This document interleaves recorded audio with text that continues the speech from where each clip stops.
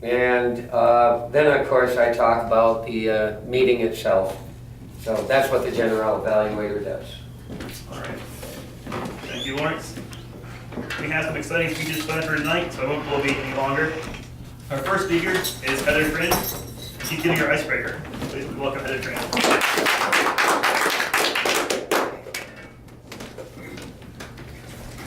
Good evening, fellow Toastmasters.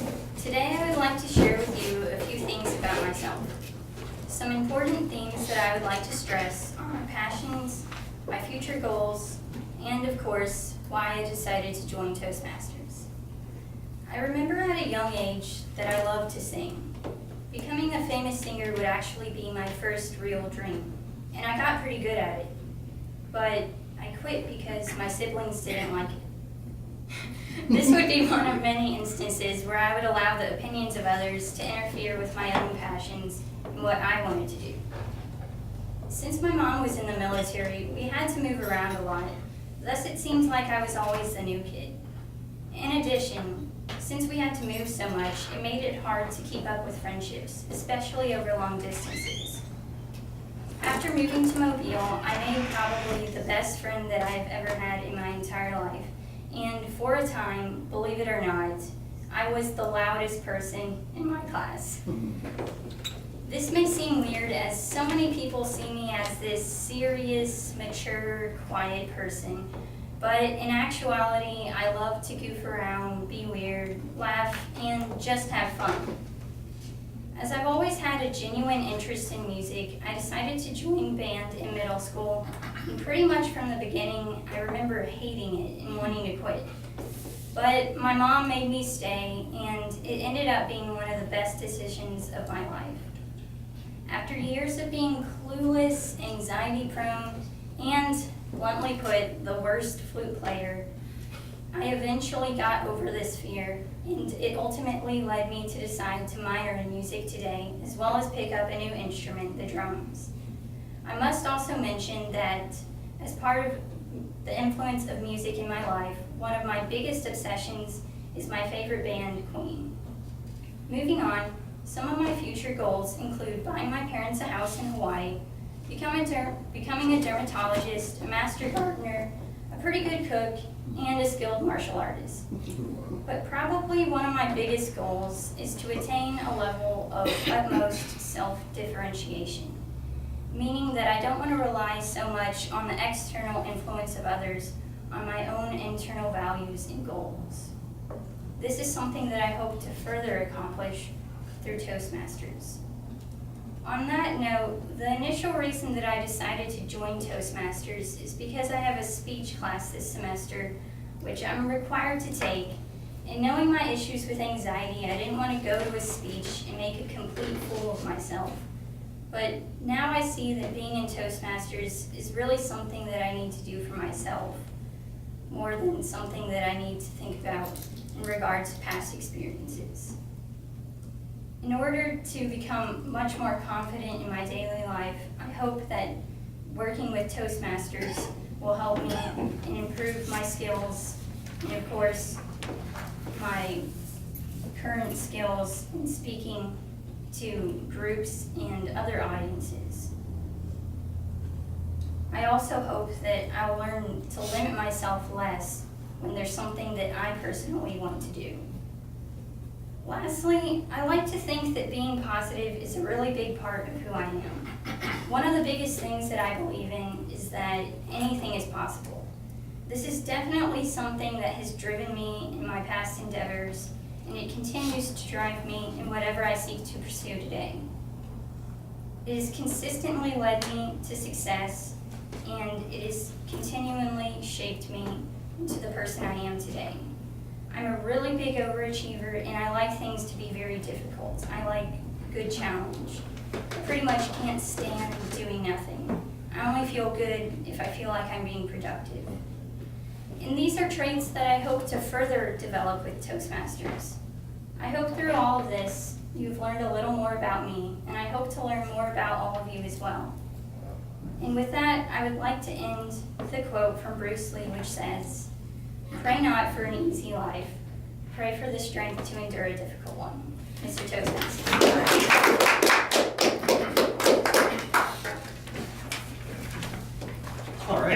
together. That was great to learn a lot about you. Our next speaker is Brett Dungan. This is his second speech, or another speech, and his title is Let's Talk About Kidney Disease. Thanks, sir.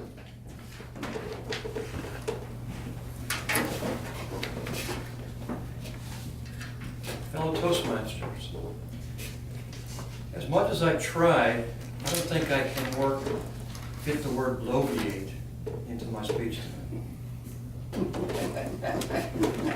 Let's talk about kidney disease. We all have kidneys, but we may not know exactly what they do. Healthy kidneys perform three important functions. They regulate the body's fluids, filter waste and toxins from the blood, and help regulate our blood pressure. In fact, every 30 minutes, your kidneys filter all the blood in your body, removing waste and excess fluid. Most people have 2 kidneys, but it's possible to live with only one. Before my wife developed kidney disease, I didn't know much about it. But I found out more. As I found out more, the statistics really surprised me. 29 million Americans, that's 1 in 10, suffer from kidney disease to some extent. 1 in 3 adults are currently at risk for developing kidney disease. High blood pressure and diabetes are the 2 leading causes of kidney disease. When my wife was diagnosed with kidney disease, we asked the doctor if she would need a transplant. And the doctor explained that many people, they live between 3 to 5 years, sometimes even 10 years, before their kidney function deteriorates to the point that they require a transplant. So we began a regimen of diet and drug treatment, monitoring my wife's creatinine level, which is the main indicator of kidney function and eventual failure. More than 661,000 Americans have kidney failure. 468,000 are on dialysis, and 193,000 live with a functioning kidney transplant. Of the 121,000 people waiting for life-saving organ transplants in the United States, 13 people die every day waiting for a kidney.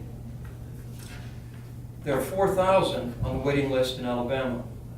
UAB Medical Center in Birmingham performs 300 transplants per year, 150 from cadavers, 150 from live donors.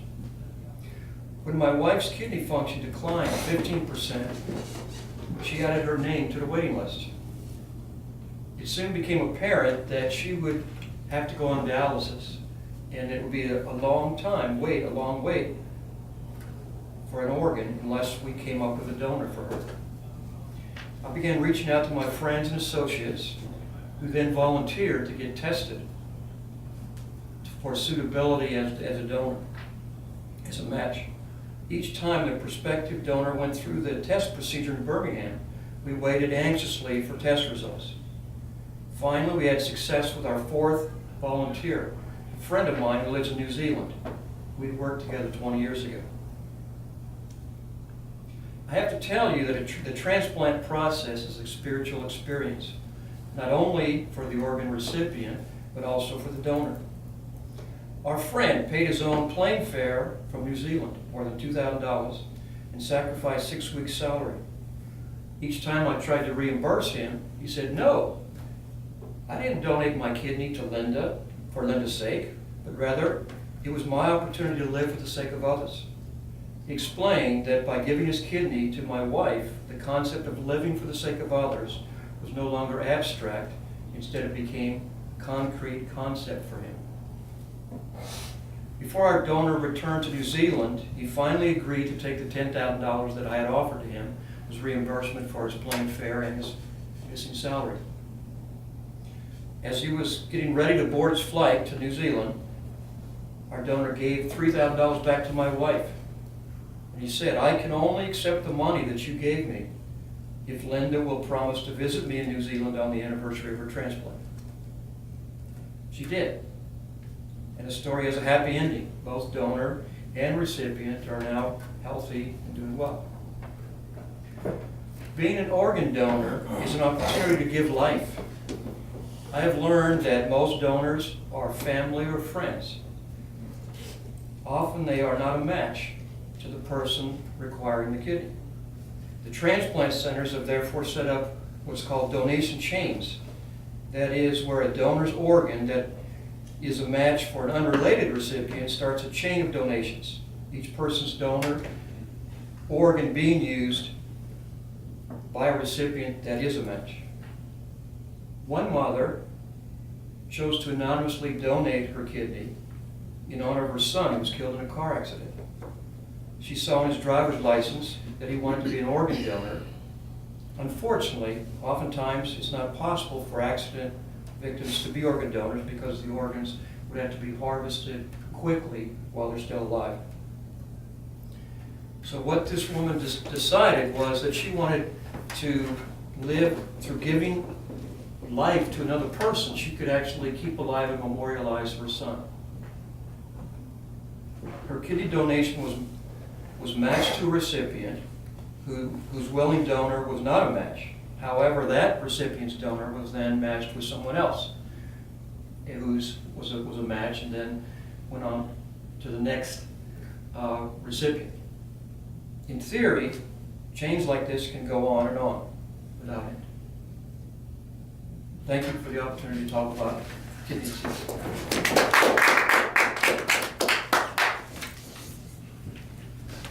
All right, thank you, Britt. That was really fascinating. We'll now move on to the next portion of our meeting, which is table topics.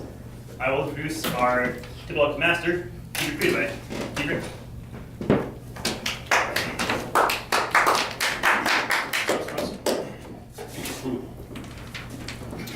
Good evening, fellow Toastmasters. Do we have anybody tonight that does not want to participate in the table topic session? Okay, all right, great. All right, Maurice. Which one do I have for you here? I'll just go down the order I have. All right, so the question for you is, if I had 24 hours to live, what would I do?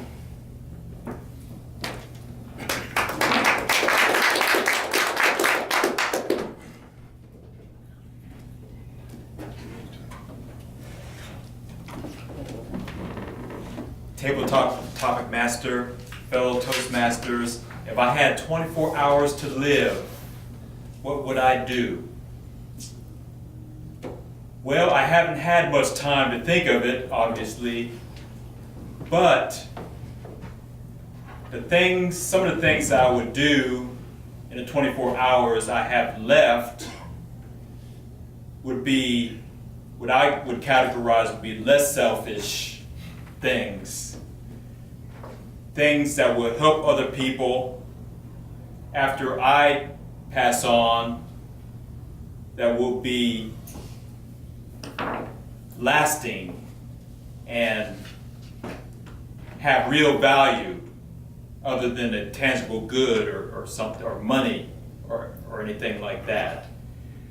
So whatever I decide to do would be for the love of my fellow brothers and sisters, and not just me going on a trip to some faraway place I haven't been before, which is still a possibility, but my main focus would be to provide something that's uplifting for someone after I pass on. Topic master.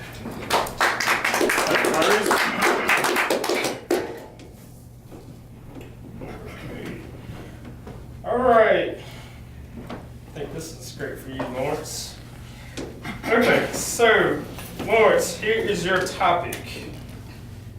As a lead meteorologist for Toastmasters 32, can you give us the forecast for the next 7 days?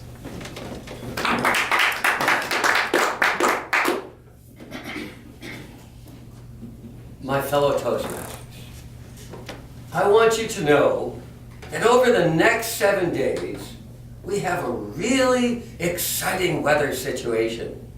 Today, as you know, everything is bright and sunny. We're all enjoying the sunshine of each other's glorious countenance being here. Tomorrow, it's going to be a little bit more cloudy because we will have that glow that we remember from this glorious evening, but it will begin to fade as the week goes on, only to reignite later in the week as we remember back to this day and think about our coming Monday when we get an opportunity to meet together again. So, all things considered, I think the meteorological forecast for this club is another exciting week of thrills, chills, and adventure. Mr. Topic Master. Thank you, Lawrence. Okay, John. Yes. Need some help from you.